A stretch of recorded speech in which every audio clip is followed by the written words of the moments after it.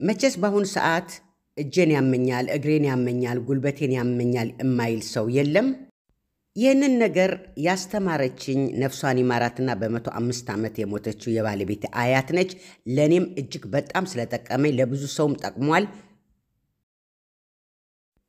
ሰላም፣ እንዴት ዋላችሁ? እንዴት አደራችሁ? እንደየሰዓቱ አቆጣጠራችሁ ውድ የአገሬ ልጆች ኢትዮጵያኖችም ኤርትራኖችም እንዲሁም አማርኛ ተናጋሪዎች፣ ይህን ይዤላችሁ የመጣሁት ነገር ለታመማችሁ ብቻ አይደለም፣ ላልታመማችሁም ማታ ማታ ቀን ሙሉ ቁመን ስለምንውል እንደዚህ ብታሹት ትጠቀማላችሁ እንጂ አትጎዱም። ያው እንደምታዩት ጥግ ላይ አምጥቼላችኋለሁ። ውስጥ እግራችን ወይም እጆቻችን ስናሸው የውስጥ አካሎቻችን ምን ያክል ሪላክስ እንደሚሆንና ጤናማ እንደምንሆን ነው።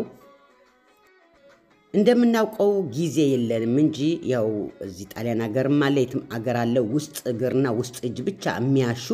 ግን ይሄን ከምናደርግ ለቤታችን አዘጋጅተን በየቀኑ ብናሽ ለኛም ጤንነት ለኢኮኖሚም ለጊዜያችንም ይሆናል እላለሁ ውዶቼ። እግራችንም ሆነ እጃችን መታሸቱ ብቻ ሳይሆን አመጋገባችንም ብናስተካክል ጥሩ ነው እላለሁኝ እኔ። እንደምናውቀው ያው ጉልበት አይታሽም ነው የሚባለው። ጉልበት ከመንካት ከኋላ ያለው ፓርት ያው እንደምታዩት እንዲህ አርጋችሁ እሹት።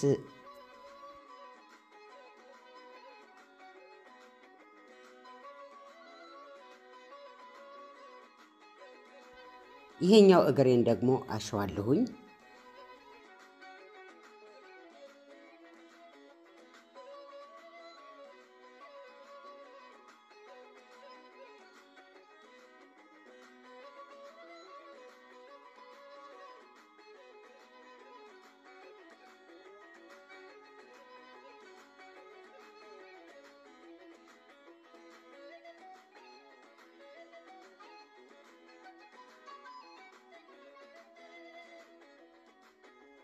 አሁን ደግሞ ውስጥ እጄን አሻለሁኝ።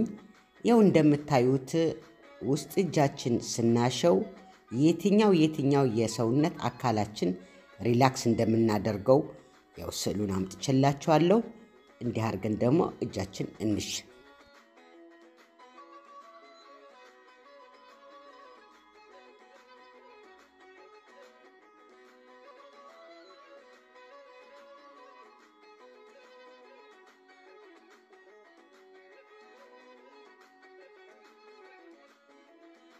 እንደምታዩት እኔ ማታ ማታ እንደዚህ አደርጋለሁ በይበልጥ ብርድ ሲኖር ጊዜና ይጠቅማችኋል ውዶች፣ ተጠቀሙት።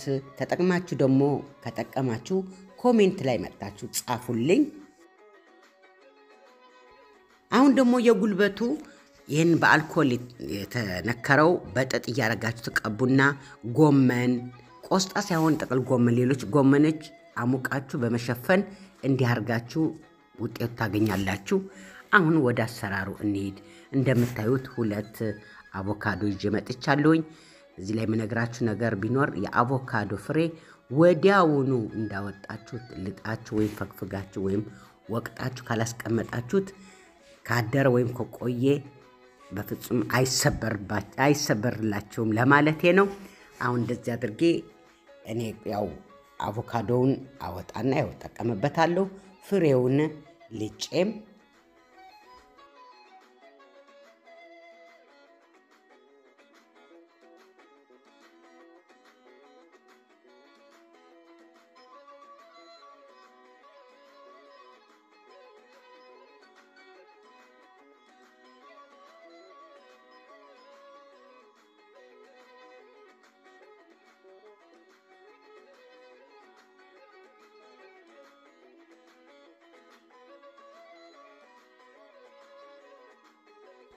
እንደምታዩት እየፈገፈኩት ነው ያለሁት።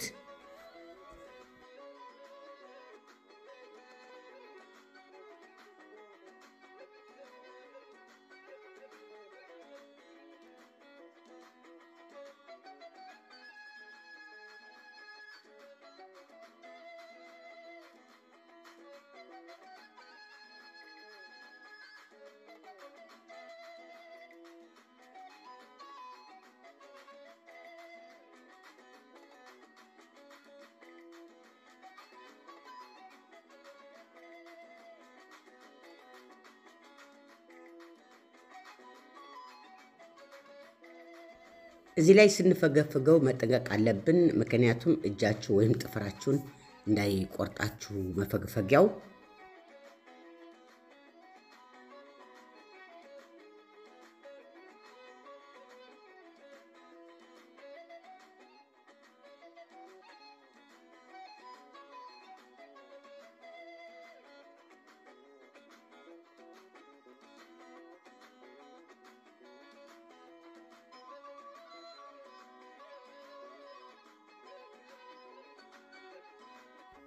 ይኸው እንደዚህ አድርጌ ፈገፈኩት። አሁን ሸፍኜ አደርቀዋለሁ።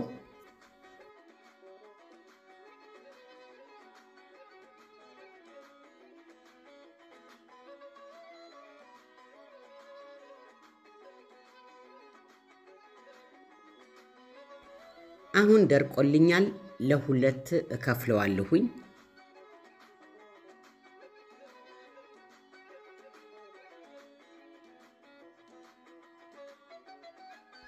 እዚህ ላይ አንደኛውን እንፈጨዋለን፣ አንደኛው ግን አንፈጨውም።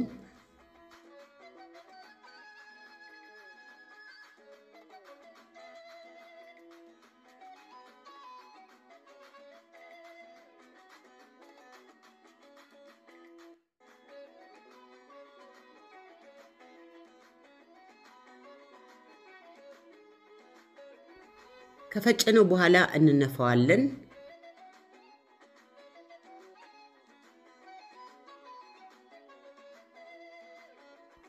የሚያስፈልጉን ነገሮች የከርቤ ዘይት፣ የጉሎ ዘይት ነው የተጠቀምኩት እኔ። እናንተ በሚመቻችሁ ዘይት ማድረግ ትችላላችሁ፣ ግን የጉሎ ዘይትና የከርቤ ብታደርጉ ግን ይበልጥ ጥቅሙ የበለጠ ይሆናል ለማለት ነው። አሁን ያው ልካችሁን እንደ ቤተሰቦቻችሁ፣ ግን ይሄ ነገር ስትሰሩ ለዓመትም ሊቀመጥ ይችላል፣ የሚበላሽ ነገር አይደለም። አቀማመጡ ግን መጨረሻ ላይ እነግራችኋለሁ።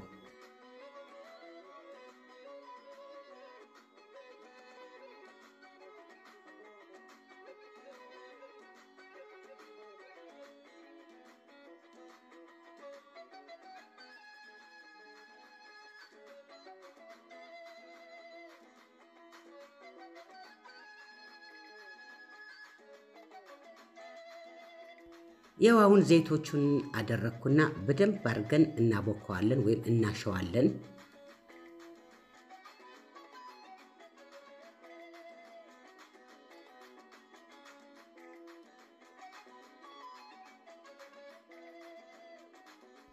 አሁን ጠርሙዞቹ ላይ አደርጋለሁ፣ ምክንያቱም ሁለት ምሰራ ያለሁት አንዱ ለአማቴ አንዱ ለኔ ነው።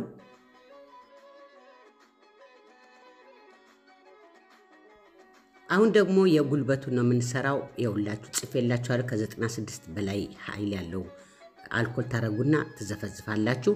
እነዚህ ካዘጋጀን በኋላ በጥቁር ካልሲ አድርገን ሸፍነን ከ15 ቀን በኋላ ነው የምንጠቀመው እንጂ በፊት መጠቀም አይገባንም። በደንብ ማሸራሪ ወይም እንዲቦካ መሆን ያስፈልገዋል።